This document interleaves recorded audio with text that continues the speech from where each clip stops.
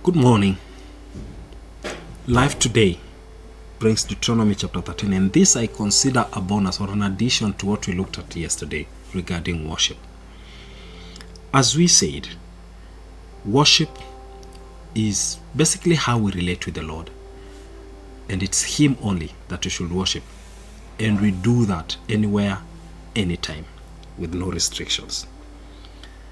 Now, if God suggests to us that only Him deserves, in fact, do you know that of the 10 commandments, that commandment that God gives the children of Israel that touches on Him being worshipped, He attaches the statement that He's a jealous God who would not like to share His glory with anyone else. He wouldn't like to see us bowing down or ascribing worship to anyone or anything else.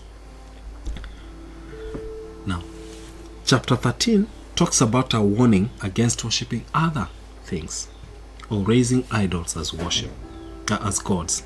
Okay? Now, that is a sin that makes God so angry. So very angry. He will destroy you for that. He warns the children of Israel not to listen to those who say, "Come, let's worship other gods." Do we experience that today? Oh yes. People call us to ideas, to philosophies, to images. People even invite us to worship them. Watch out, because that angers the Lord.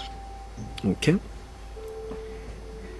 Nations, congregations, friends, families, they call us into worshiping.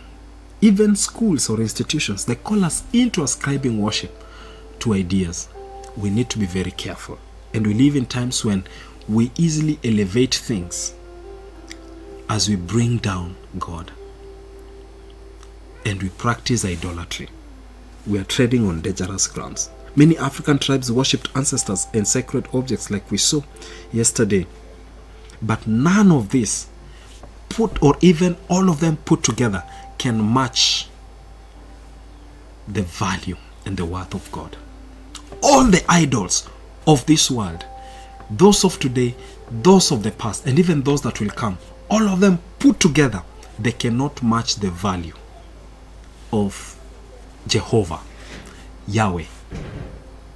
And that's how much we should desire to worship the Lord.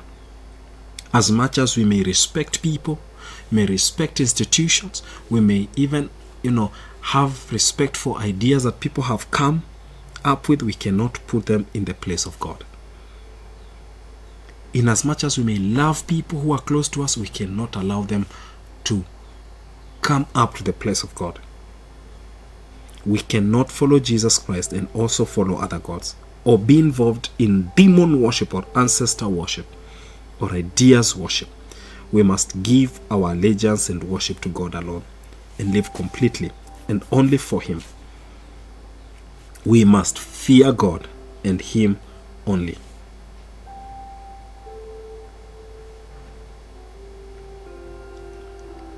God uses people to deliver His message, and sometimes we end up fearing the messenger and we don't see beyond the messenger. We need to be careful how we address that.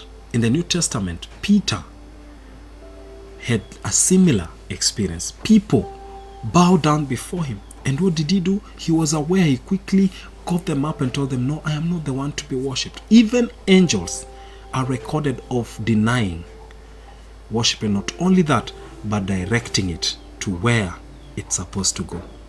Now, two things I want to conclude with. We've already seen that we cannot elevate things, people, ideas, places into the space of God. We should avoid that. But then, when it comes to our fear, our reverence to people, we also need to be very careful that we do not elevate them into that space. But I will say these two things. Could you be the one that is hungering to be elevated to a place of God, wanting people to worship you, you're inviting them to worship you? You need to watch out, because God is going to bring you down, and it's going to be a terrible fall. Last time it happened to Lucifer. Oh, it was a terrible fall. Secondly, are there people that you are quick to elevate into the place or space of God. God could be warning you and saying, you're treading on dangerous ground. You can't worship someone else. So watch out. Watch out. God bless you.